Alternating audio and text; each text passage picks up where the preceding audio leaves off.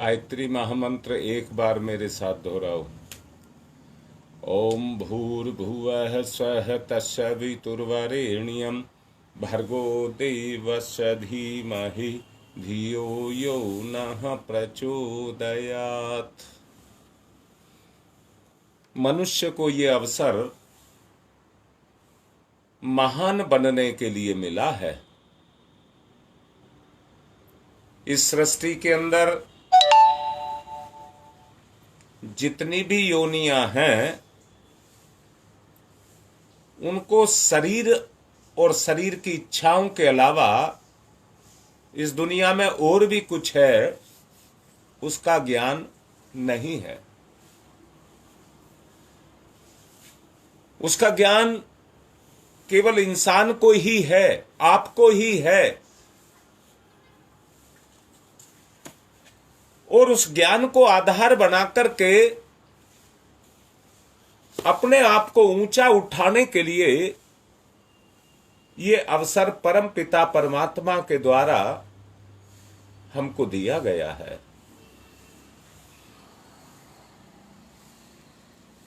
सच को पहचानो। जो मैं बोलने जा रहा हूं उससे सत्य को पहचानिए। व्यक्ति कुछ भी नहीं है, मात्र एक चलता फिरता पिंड है।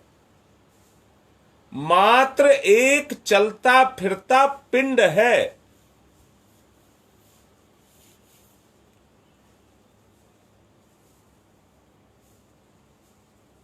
पिंड धूल भी बन सकता है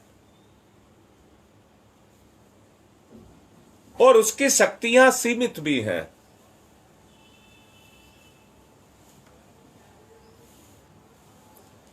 वो नियति के हाथ की कठपुतली है। वो नियति के हाथ की कठपुतली है या अपने भाग्य का खिलौना है।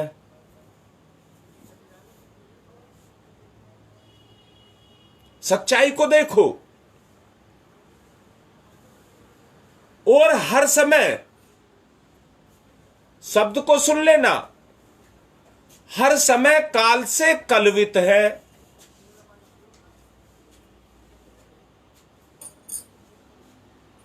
याद रखना, निषेधात्मक और निराशापूर्ण विचार रखने वाले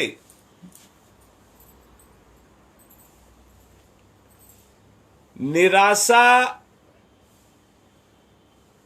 और निषेधात्मक विचार रखने वाले पिंड को धूल में मिला रहे हैं।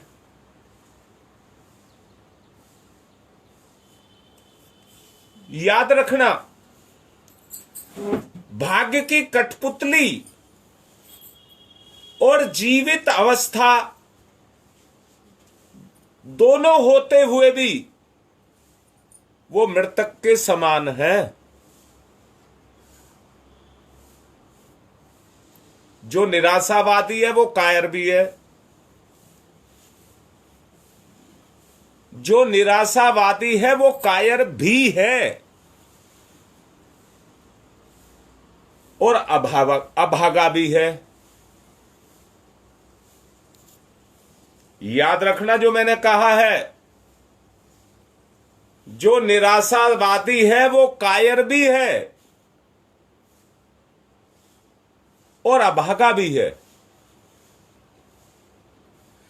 पूरी दुनिया में इंसान कंधे से कंधा मिलाकर के काम करने के लिए पैदा हुआ है।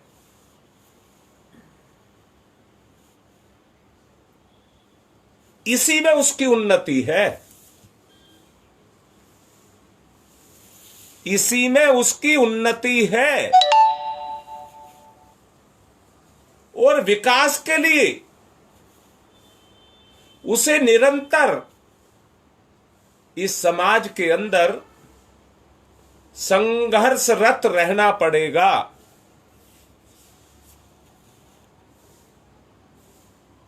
निराशावादी वो ही होते हैं जो विषाद को पालते हैं, संघर्ष नहीं करते, आई हुई परिस्थितियों का मुकाबला नहीं करते।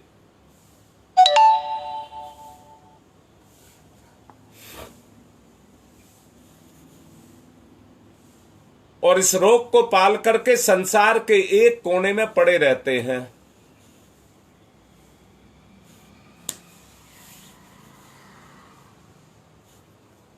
देखते होंगे समाज की निरपेक्षता और संसार की नश्वरता को कोसते रहते हैं।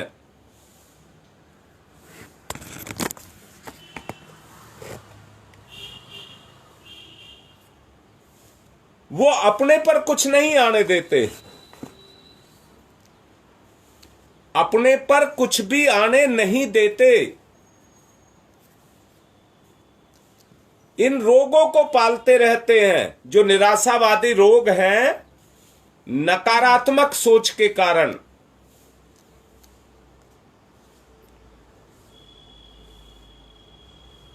मनुष्य की इस दशा को दुर्भाग्य तो कहेंगे और क्या कहेंगे।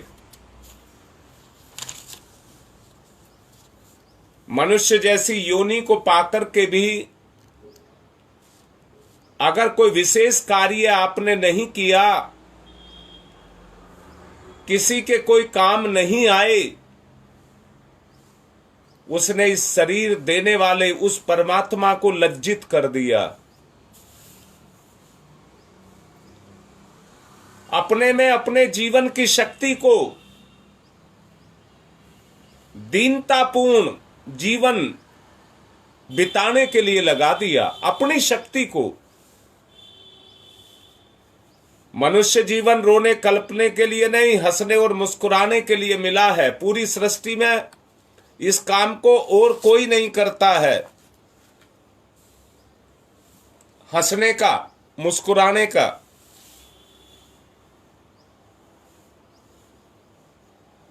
महामानव इसी आधार पर अपने आप को ऊंचा उठा सके हैं।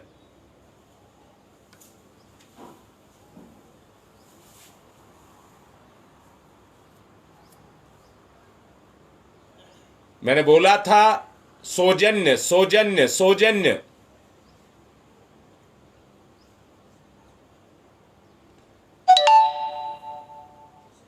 सच्चे, वास्तविक, धर्मशील बनकर के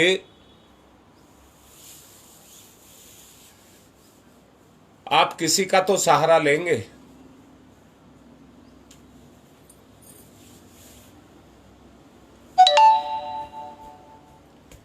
स्नेह और सौजन्य की बात मैं आपसे कर रहा हूं। बताओ, जिसके व्यवहार में स्नेह और सौजन्य होता है, उसके वचन आपको भाते हैं कि नहीं भाते हैं, उसका संपर्क आपको अच्छा लगता है कि नहीं लगता है, उनकी कृतज्ञता का प्रति उत्तर आप भावना के आधार पर देते हैं। अब बताओ, इन उपलब्धियों को प्राप्त करने वाला व्यक्ति अभागा कहलाएगा क्या?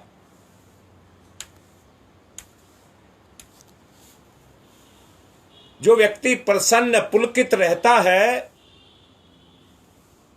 वो अपने कर्मों से अपने आप को गौरवान्वित करेगा या नहीं करेगा?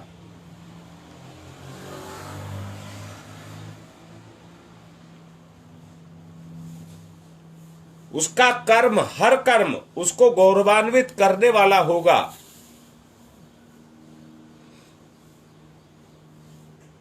जन सहयोग से व्यक्ति ऊंचा उठता है। जितना बढ़ता चला जाए, अपने से शुरू होता है।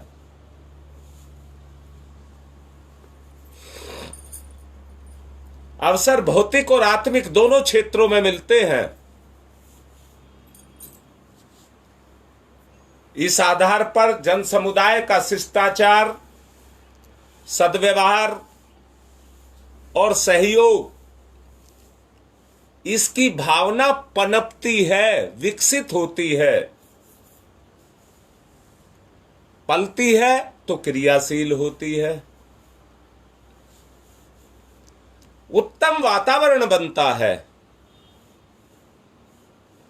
सभी को प्रगति करने का अवसर मिलता है।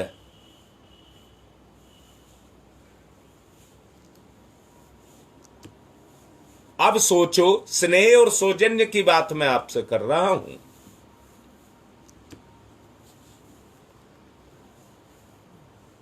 अगर स्वार्थ को मिटाना है तो परमार्थ करना ही पड़ेगा। अगर परमार्थ में आपको रस आने लग गया,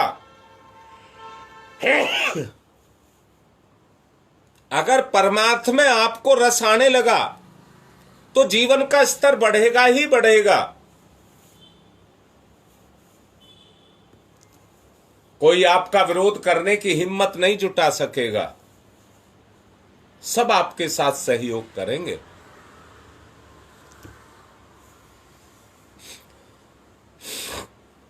जिस तरह से मलयागिरी पर्वत पर चंदन के पेड़ पैदा होते हैं और उसकी खुशबू से सारा वातावरण महकता रहता है, ऐसे ही समाज के अंदर जब इस तरह के व्यक्ति पैदा होते हैं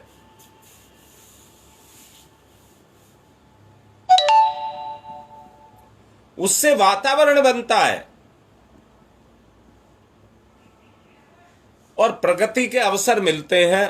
स्नेह सौजन्य की बात आपसे कर रहा हूं। उस नीति को अपना करके व्यक्ति अपने स्वार्थों को गरल कर लेता है और परमार्थ के रूप में अपने आप को साधने लग जाता है।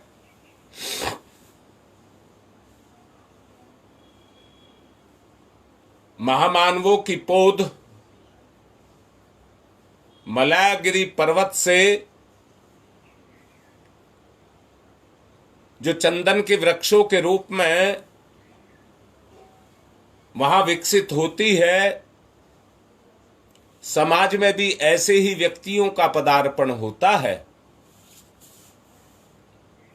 सुवासित वायु का प्रवाह चलने लग जाता है।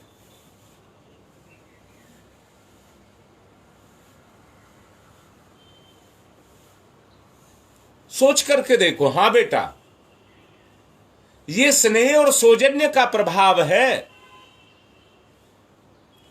ये हमें एक दूसरे के अंदर, याद रखना, ईमानदारी से ही जगा सकते हो, दिखावे से नहीं। जो जितना ईमानदार होगा वो उतना ही सरल बनता हुआ चला जाएगा।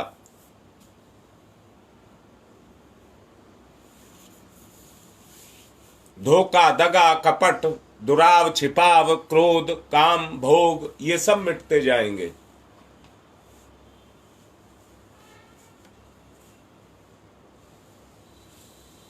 व्यक्ति श्रेष्ठ बनता जाएगा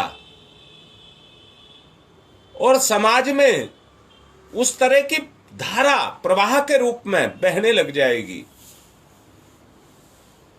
व्यक्ति व्यक्ति को सुख देने वाला बनेगा।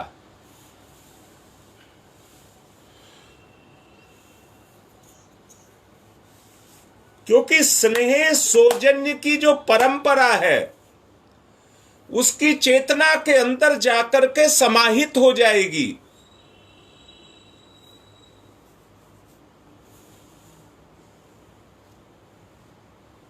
व्यक्ति श्रेष्ठ परंपराओं को समाज में जगा करके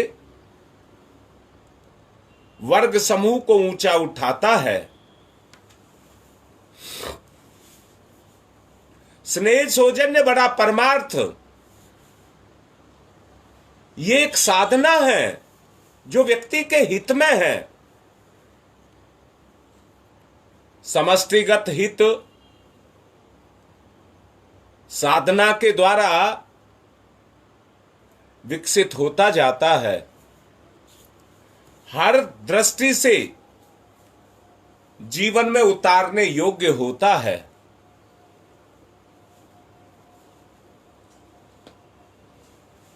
अरे दुर्जन क्या करेंगे, सोच करके देखो जो बोला जा रहा है। दुर्जन क्या करेंगे? उनका धर्म ही उद्दंडता है।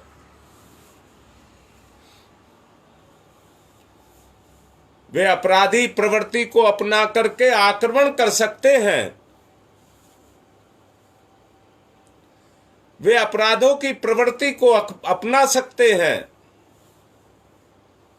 अपराधी प्रवृत्ति उनके चिंतन के अंदर, चेतना के अंदर जाकर के समा जाएगी।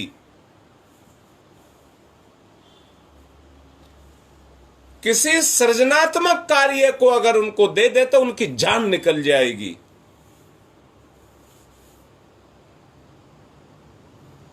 आज आप एक बात को देखिए,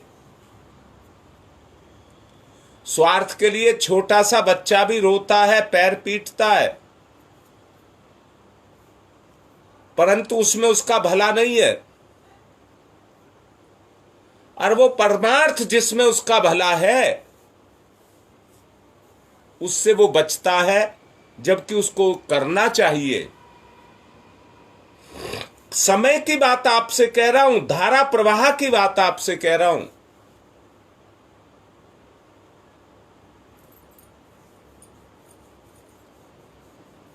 अगर व्यक्ति को इतनी समझ पैदा हो जाए, क्या मेरा है और क्या तेरा है, सब उस ईश्वर का है। इस्तेमाल के लिए, साधन के रूप में, हमें ऊंचा उठाने के लिए उसने ये सब हम सबको दिया हुआ है। पर किसी सृजनात्मक कार्य में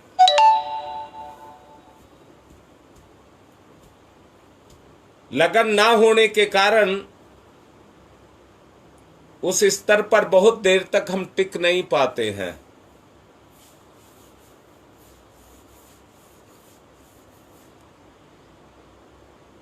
ना टिकने के कारण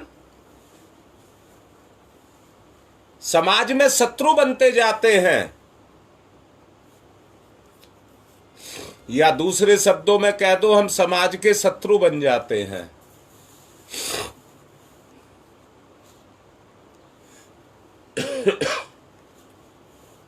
दुख की घड़ियों में एक ही अवलंबन है, एक ही सहारा है, धैर्य।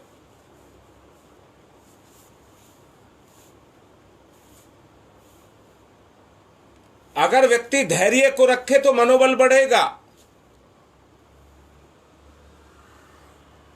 देखो, अंदर से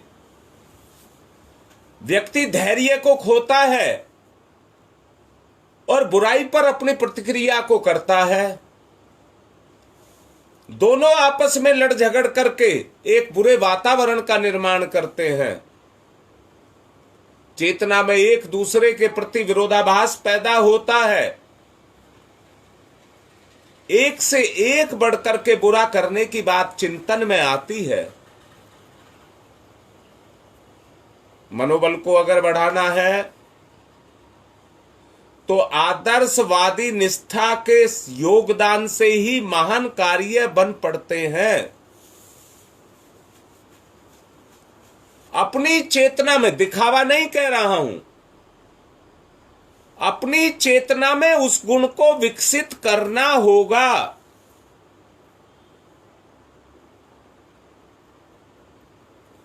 यही आदर्शवादी निष्ठा का योगदान है। महान कार्य इसी के आधार पर बन पड़ते हैं।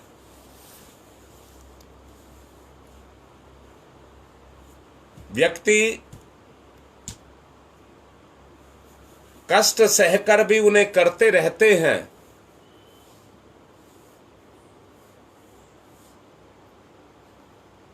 ऐसी मन स्थिति होने पर असफलता की स्थिति में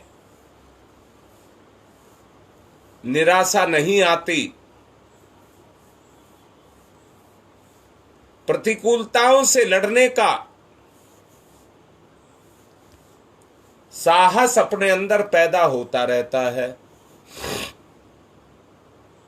पराक्रमी लोगों के अथक प्रयास, श्रम, अदम्य साहस के द्वारा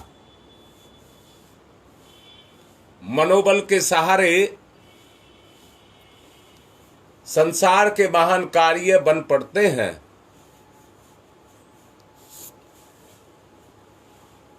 पराक्रम जीवन का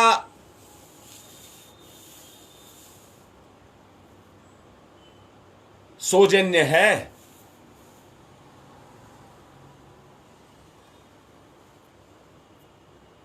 कैसे बताऊं, शब्दों को बांधने की कोशिश कर रहा हूं। जिस तरह से चीनी और पानी मिलकर के एक हो जाते हैं, पराक्रम के सहयोग से, सौजन्य से दोनों मिलकर के एक हो जाएं, वहीं पर स्वार्थ मिटता है।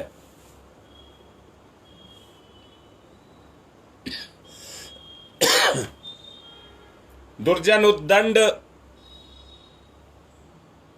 होने के कारण उद्दंडता को अपनाते हैं, पराक्रमी नहीं करते। अपराधी प्रवृत्ति उनके साथ आकर के जुड़ जाती है। इसलिए एक निवेदन कर रहा हूं, चाहे छोटा सा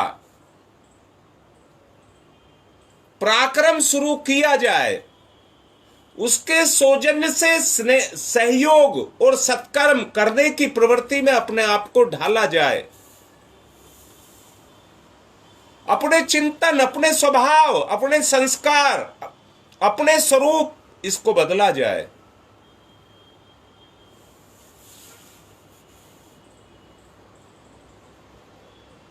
सज्जनता कभी उच्छृंखलता नहीं अपनाती है।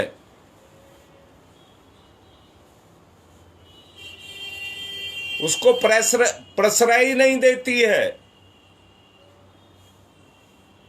सौम्य होना ठीक है, सौम्य होना ठीक है, परंतु अनीति सहकर नहीं।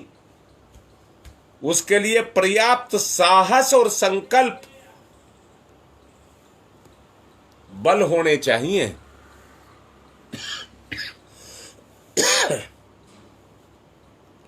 ताकि दृढ़ता से उद्दंडों से जूझा जा सके। विनम्रता युक्त पराक्रम ही वस्तुतः महामानवों के लिए अभिष्ट होता है। ये मानवीय गुण है। ये मानवीय गुण है।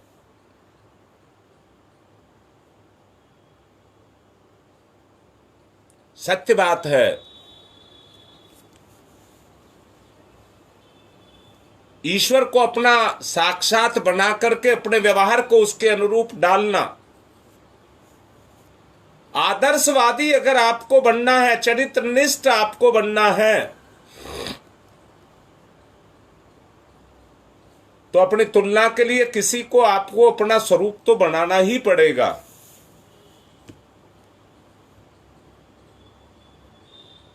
मानवीय गुण, मानवीय चेतना के ऊपर काम करते हुए अमृत के समान हैं। उनको अमृत की उपाधि दी गई है, जिसका साथ लेकर के दुर्जन समुदाय भी बदलता है। अटूट लगन और धैर्य के सहारे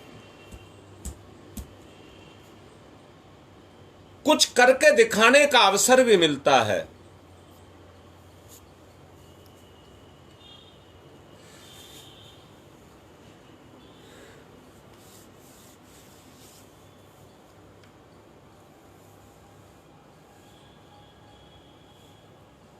इस अवसर को जिसके जीवन में आ गया, मणियों से, मुक्तों से तोला जा सकता है। लगन को सिद्ध करने की जो अधिष्ठित देवी है, वो यही है।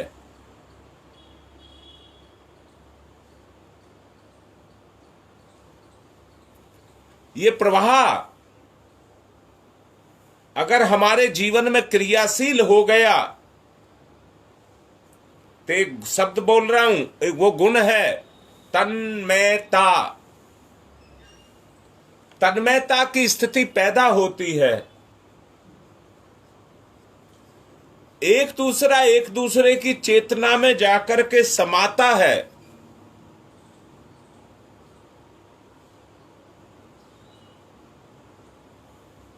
आंतरिक रूप से सहयोग की प्रवृत्ति क्रियाशील होती है।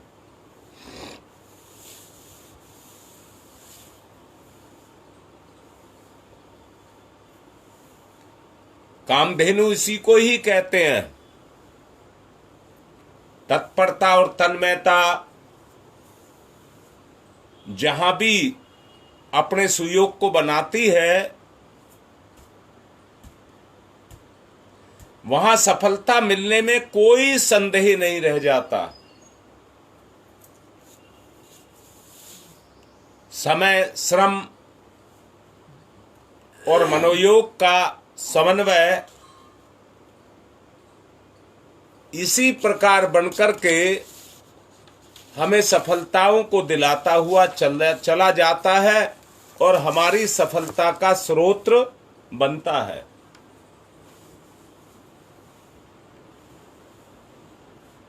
जो इस रहस्य को समझ ले, जिसकी ये बात समझ आ जाए,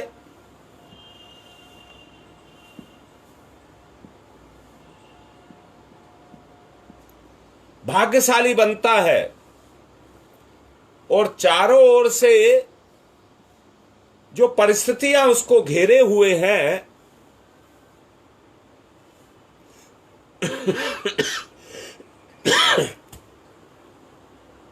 उनमें शक्ति बनकर के खड़ा होता है। जीवन में इस बात का कोई महत्व नहीं है किसने कितना जीवन जिया।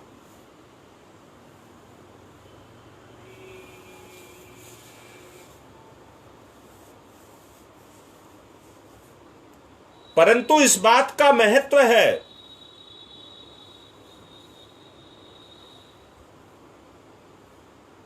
कि आपने अपने जीवन को कितना शानदार जिया।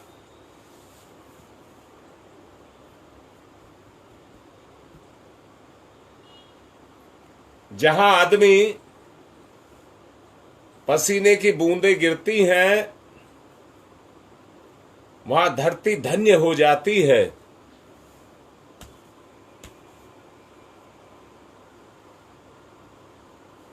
वहां की धरती धन्य हो जाती है।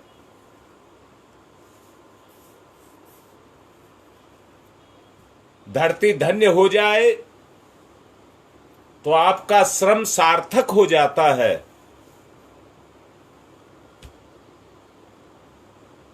समृद्धि लाता है। व्यक्ति के जीवन को सार्थक बनाता है।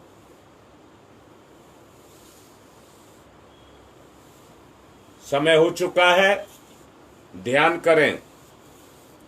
दोनों हाथ गोदी में, दोनों आंखें बंद। एकाग्रता, ध्यान मुद्रा, एकाग्रता।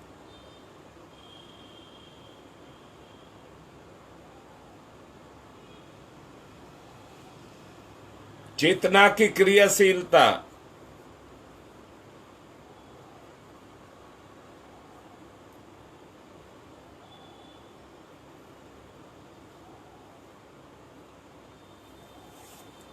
अपने विचार को चैतन्य करिए।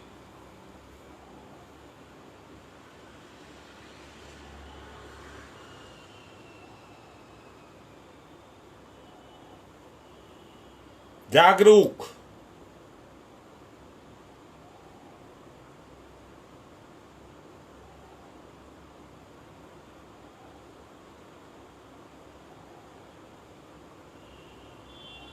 गहराई में उतरेंगे।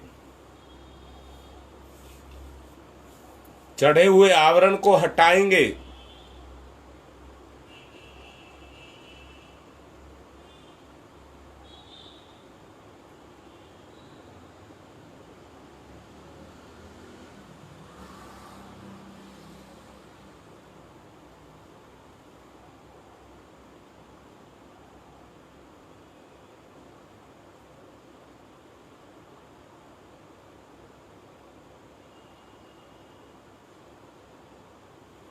एकाग्रता,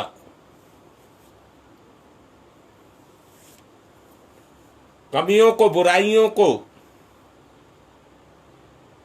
पहचानिए।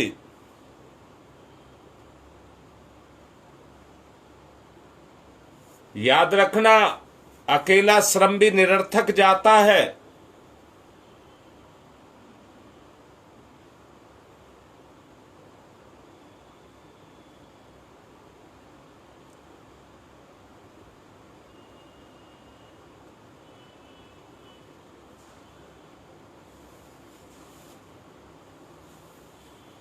भाग्य लक्ष्मी को जगाइए।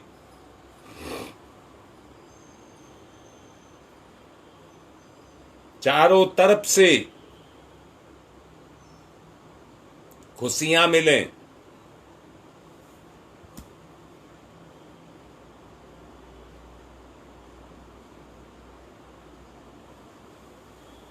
ध्यान मुद्रा, एक रास्ता।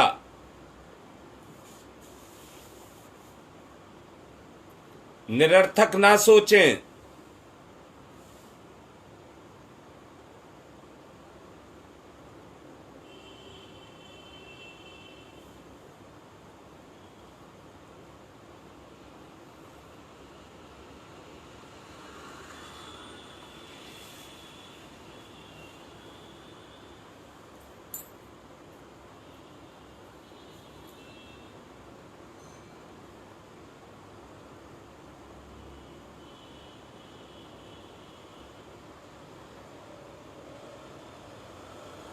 ध्यान मुद्रा, अपनी चेतना को उस आत्म चेतना के साथ जोड़िए। जैसा अभी कहा था, इंसान के अलावा कोई उस परम सत्ता को ना जानता है, ना पहचानता है, ना जानने का उनमें मादा होता है।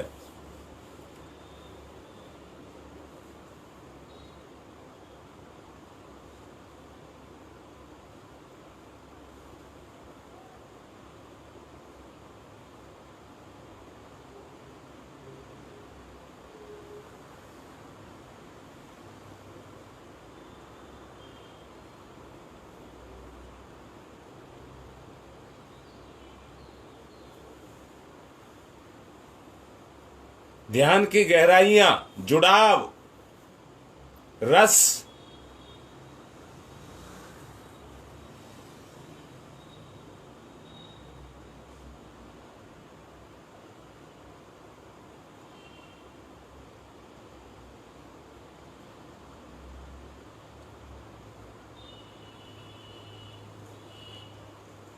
खूब गहरे जाएं, जोड़ें। एक दूसरे के गुण आपस में जुड़ें। ईश्वरीय गुण आपकी चेतना में अवतरित हों।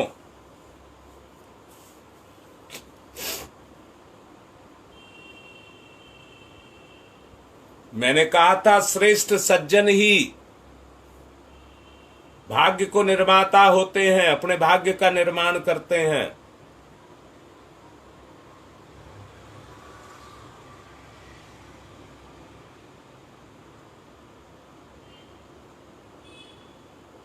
ध्यान मुद्रा,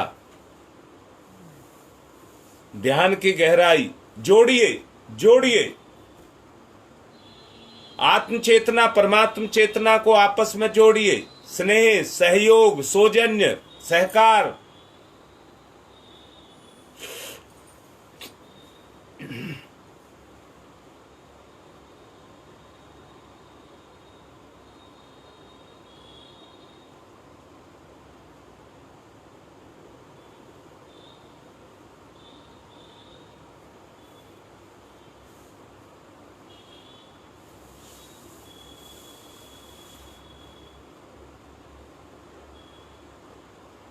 अपनी अंदर की शक्तियों को जागृत करिए।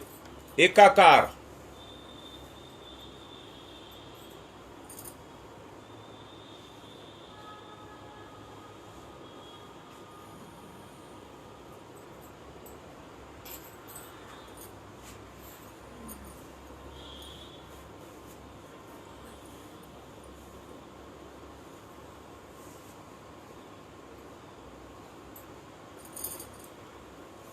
ध्यान मुद्रा,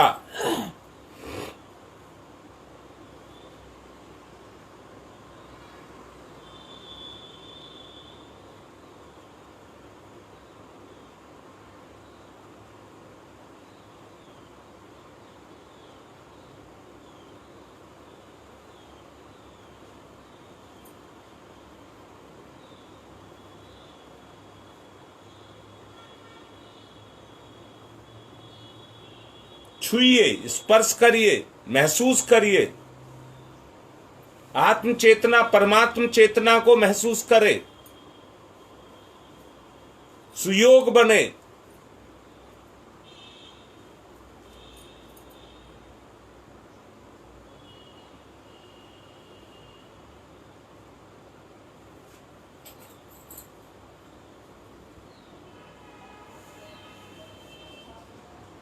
खूब गहराई से छुइए।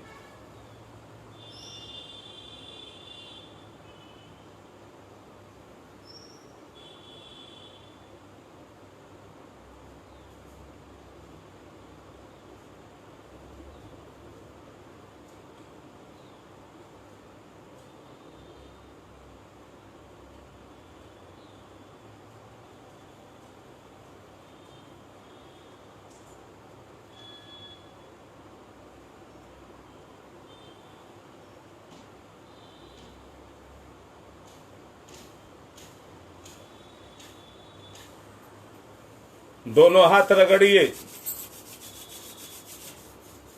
मुखमंडल पर तेज को लाइए, अंदर की शक्तियों को जगा करके बाहर लाइए।